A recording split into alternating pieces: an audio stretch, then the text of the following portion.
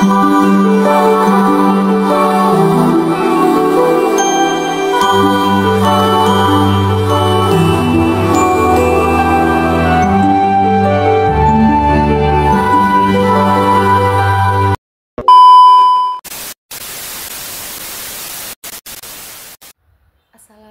warahmatullahi wabarakatuh.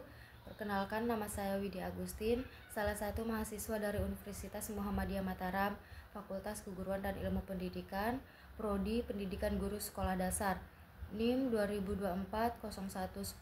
2024-0110-810242, kelas 2G PGSD. Tujuan saya membuat video ini untuk memenuhi salah satu tugas dari Bapak Zaidi Mutakin MPD, mata kuliah kewarganegaraan. Materi yang akan saya bahas yaitu Rule of Law dan Hak Asasi Manusia. Saya akan membahas selanjutnya.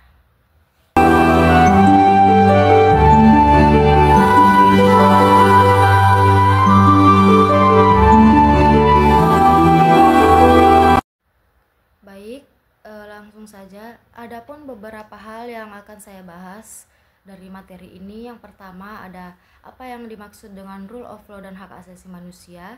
Yang kedua ada bagaimana implementasi Rule of Law dan Hak Asasi Manusia di Indonesia. Yang ketiga, apa tantangan dalam penegakan hukum dan perlindungan hak asasi manusia. Yang keempat, bagaimana hubungan antara Rule of Law dan hak asasi manusia. Yang kelima ada contoh kasus pelanggaran HAM yang berkaitan dengan Rule of Law. Selanjutnya saya akan membahas tentang konsep Rule of Law dan hak asasi manusia. Konsep Rule of Law dan hak asasi manusia merupakan dua elemen penting dalam sistem hukum modern. Rule of Law memastikan supremasi hukum di atas kekuasaan, sedangkan HAM menjamin bahwa setiap individu memiliki hak kebebasan di negara Indonesia ini. Selanjutnya, saya akan membahas tentang pengertian Rule of Law. Rule of Law merupakan prinsip bahwa setiap tindakan pemerintah dan warga negara harus berdasarkan hukum yang berlaku. Prinsip ini menjamin bahwa hukum berlaku untuk semua orang setara tanpa pandang bulu. Rule of Law memiliki 3 prinsip utama. Yang pertama, supremasi hukum. Yang kedua, persamaan di hadapan hukum. Yang ketiga, konstitusi sebagai cerminan hak individu. Baik, selanjutnya saya akan membahas tentang pengertian hak asasi manusia atau HAM. HAM adalah hak dasar yang melekat pada setiap individu sebagai manusia yang tidak dapat dicabut, tidak dapat dialihkan, dan harus dilindungi oleh negara. HAM diliputi hak sipil, politik, ekonomi, sosial, dan budaya. Di Indonesia, HAM diatur dalam Undang-Undang 1945, Pasal 28A hingga 28J, serta Undang-Undang Nomor 39 Tahun 1999 tentang Hak Asasi Manusia. Selanjutnya ada hubungan Rule of Law dan Hak Asasi Manusia. Rule of Law dan HAM memiliki ketertarikan erat. Supremasi hukum menjamin perlindungan HAM, dan sebaliknya, HAM membutuhkan hukum yang adil dan tidak diskriminatif. Dalam negara hukum, pelanggaran HAM harus diselesaikan melalui mekanisme hukum yang adil dan transparan. Selanjutnya, saya akan membahas tentang implementasi di Indonesia. Rule of Law dalam sistem hukum Indonesia. Indonesia secara konstitusional adalah negara hukum, Pasal 1 Ayat 3 Undang-Undang Dasar 1945. Dalam praktiknya, ini berarti bahwa seluruh warga negara termasuk pejabat pemerintah tunduk pada hukum. Supremasi hukum ditegakkan melalui lembaga peradilan, kepolisian, kejaksaan, dan lembaga penegak hukum lainnya. Selanjutnya ada HAM dalam konstitusi dan perundang-undangan. Hak asasi manusia dijamin oleh Undang-Undang 1945, khususnya dalam pasal 28A sampai 28J. Selain itu, terdapat instrumen hukum lainnya seperti Undang-Undang Nomor 39 Tahun 1999 tentang HAM dan Undang-Undang Nomor 26 Tahun 2000 tentang Pengadilan HAM.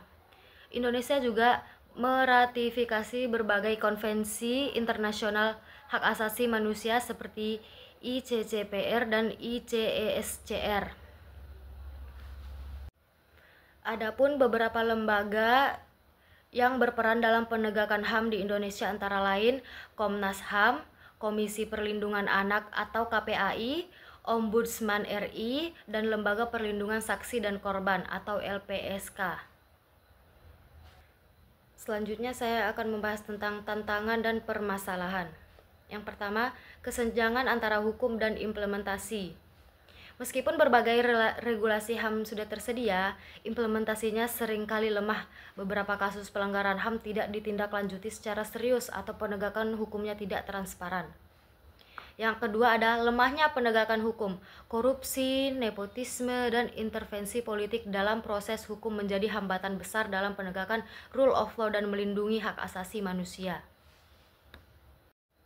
Dan yang terakhir ada ketimpangan sosial dan ekonomi. Kesenjangan ini menyebabkan sebagian kelompok masyarakat tidak memiliki akses yang adil terhadap keadilan dan perlindungan hukum. Baik, selanjutnya pembahasan yang terakhir ada kasus pelanggaran HAM di Indonesia.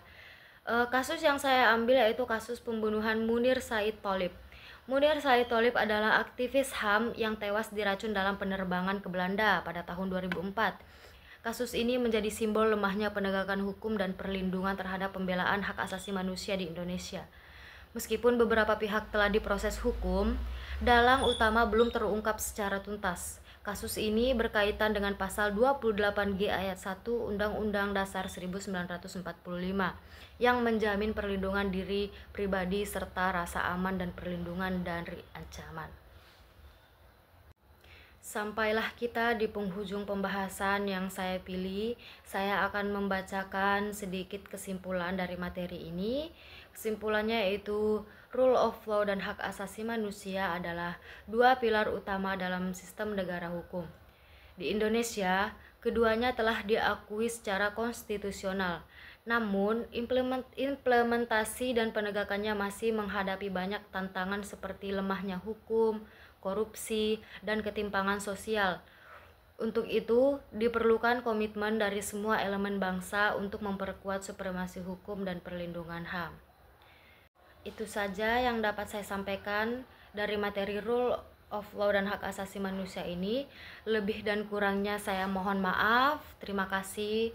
Billahi taufiq wal hidayah. Wassalamualaikum warahmatullahi wabarakatuh. Bye-bye.